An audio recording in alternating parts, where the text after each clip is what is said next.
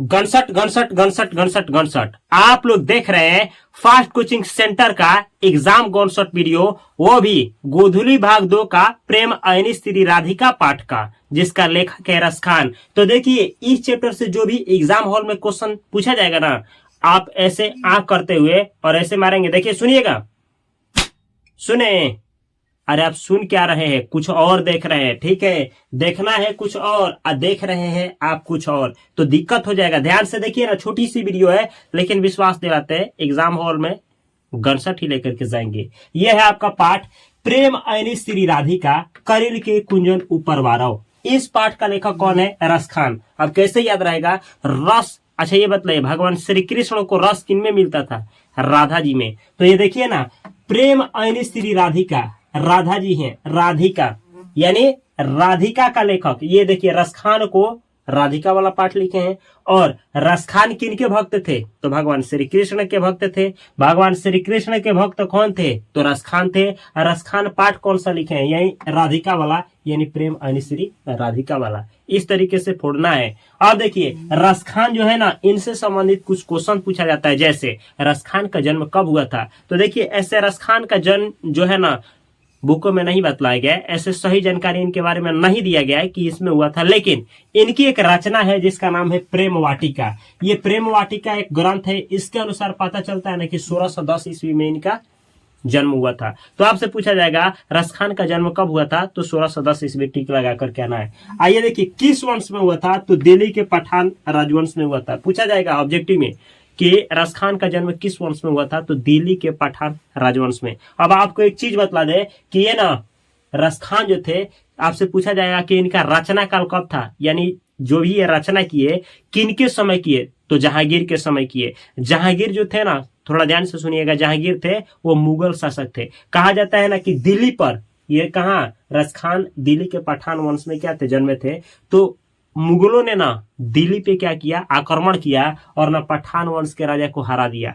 और ये रस खान जो थे, ये भाग खड़े हुए और भाग करके चले गए ब्रज भूमि, और वहां जाकर के भगवान श्री कृष्ण का भक्त हो गए।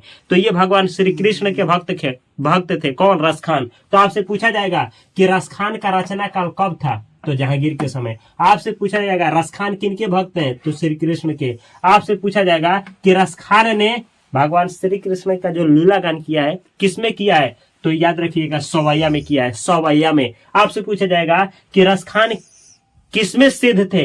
तो सवैया के छंद में सिद्ध थे, सवैया छंद में। आपसे पूछा जाएगा कि रस खान का जो सवैया होता था किस कोटि का होता था? तो उच्च कोटि का होता था, उच्च कोटि का। याद रखिएगा। जैसे कि आपने कहा था वैसे ही लिखा है, मुगलों द्वारा पठान वंश के हार पर रस खान ब्रजभूमि आकर कृष्ण भक्ति में क्या हो गए? तल्लीन हो गए। यानी दिल्ली के जो पठान वंश के राजा थे वो हार गए मुगलों के द्वारा, और ना वहां से ये भाग खड़े हुए रस खान और चले आए ब्रजभूमि, आ करके कृष्ण भक्ति में तल्लीन हो गए।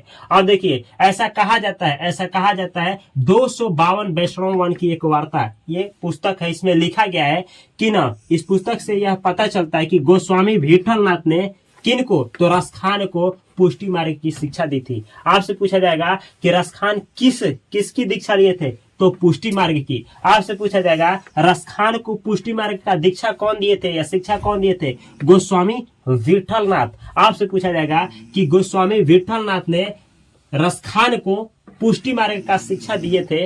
ये हमें जानकारी कहां से प्राप्त होता है? तो इससे 252 वैष्णवन की वार्ता से। याद रखिएगा, ये सब क्वेश्चन पूछा जाता है एग्जाम में। अब देखिए अगला, इनकी 2 ग्रंथ है। किनकी ग्रंथ है? कितनी? 2। रस खान की कितनी ग्रंथ है? 2 ग्रंथ है। कौन कौन सा? तो एक है प्रेम वाटिका, दूसरा है सुजान रस खान। एक है प्रेम वाटिका, दूसरा है सुजान रस खान। अब ध्यान से सुनिएगा, आपसे पूछा जाएगा ना कि प्रेम वाटिका जो है ये किससे संबंधित है? तो किससे संबंधित है? प्रेम निरूपण संबंधित रचना है यह। आपसे पूछा जाएगा सुजान रस खान कैसी रचना है? तो कैसी है? कृष्ण की भक्ति संबंधित रचना है।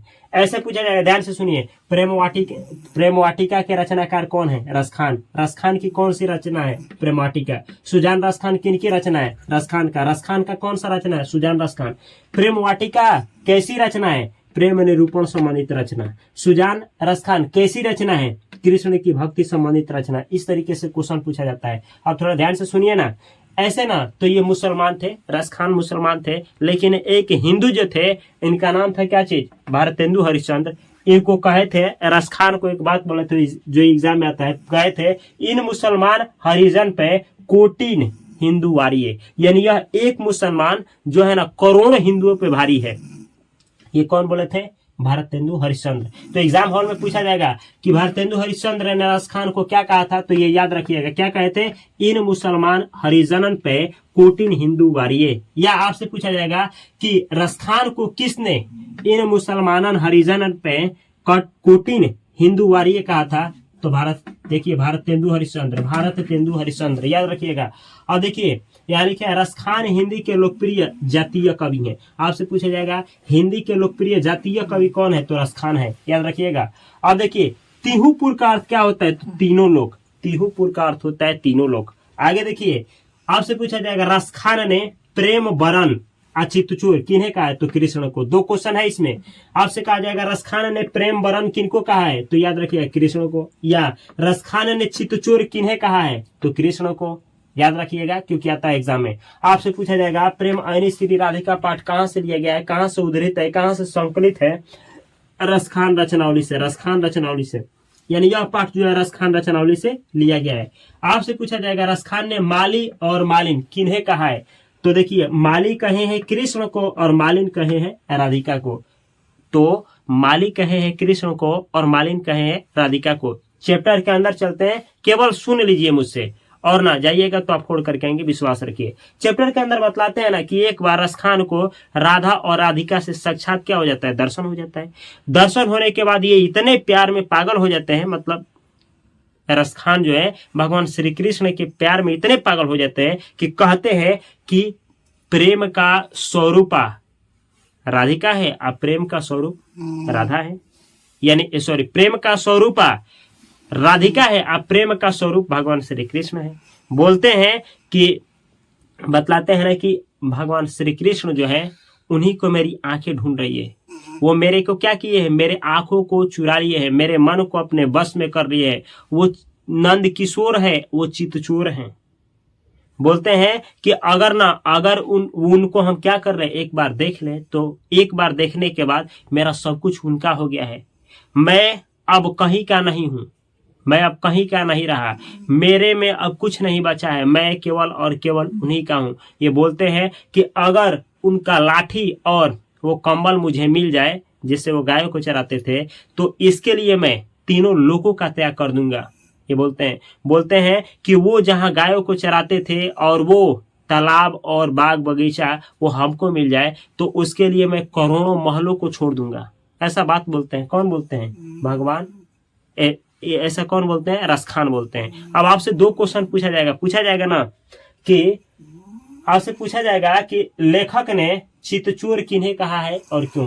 तो लेखक ने चित्तचूर किन्हें कहा है, तो भगवान श्री कृष्ण को कहा है। और क्यों कहा है, इसीलिए कि रसखान कहते हैं कि एक बार हमको दर्शन हुआ था भगवान श्री कृष्ण का, और तब से मेरे जो चित्त है, जो मेरा मन है, सब कुछ वो चुरा लिए, यानी उनके बिना अब मुझे कुछ नहीं लगता, कुछ मैं नहीं देखता हूँ। या आपसे एक और क्वेश्चन पूछा जाएगा कि लेखक ने यानी रसखान ने माली और मालिन किन्हें कहा है और क्यों। तो लेखक जो है रसखान माली और मालिन, माली कहे हैं भगवान श्री कृष्ण को और मालिन कहे हैं किसको, तो राधिका को, यानी राधा को कहे हैं। ऐसा इसलिए कहे हैं कि बोल रहे हैं कि वो दोनों ना प्रेम यानी प्रेम रूपी जो बगीचा होता है उसका माली और मालिन है लोग। ऐसा इसलिए कहे हैं कि इनका जो मन है ना, वो जैसे प्रेम वाटिका में क्या हो जाता है, घूम जाता है, लोगों को दिल लग जाता है, वैसे ही इन दोनों में क्या हुआ है, इनका दिल लग गया है रसखान का। बस इतना ही देख लीजिए और ध्यान से बस मेरी बातों को ले करके जाइए, और जो भी क्वेश्चन आता है समझ में नहीं आता है पूरा छाप करके चलिए, विश्वास रखिए आराम से आपको नंबर मिल जाएगा। मैं मिलता हूं बेहतर कंटेंट के साथ अगली वीडियो में, तब तक के लिए। और भी गनसट है, बहुत गनसट है, वर्णिका का गनसट, गोधली भगवान का गोधली भाग 2 का काव्यखंड गद्य खंड 12 चैप्टर यानी 24 चैप्टर, वो 29 चैप्टर का गद्य खंड। यहाँ संस्कृत का भी गनसट है, और यहाँ है 2 चैनल, इस चैनल को भी सब्सक्राइब कर ले, फेसबुक, इंस्टाग्राम, व्हाट्सएप हर एक जगह पे फॉलो करें। मैं मिलता हूँ बेहतर कंटेंट के साथ अगली वीडियो में, तब तक के लिए आप सभी को तहे दिल से नमस्कार। Thanks for watching this video. Video अच्छा लगा हो तो अपने दोस्तों के पास और उनके पास शेयर करना ना भूलें।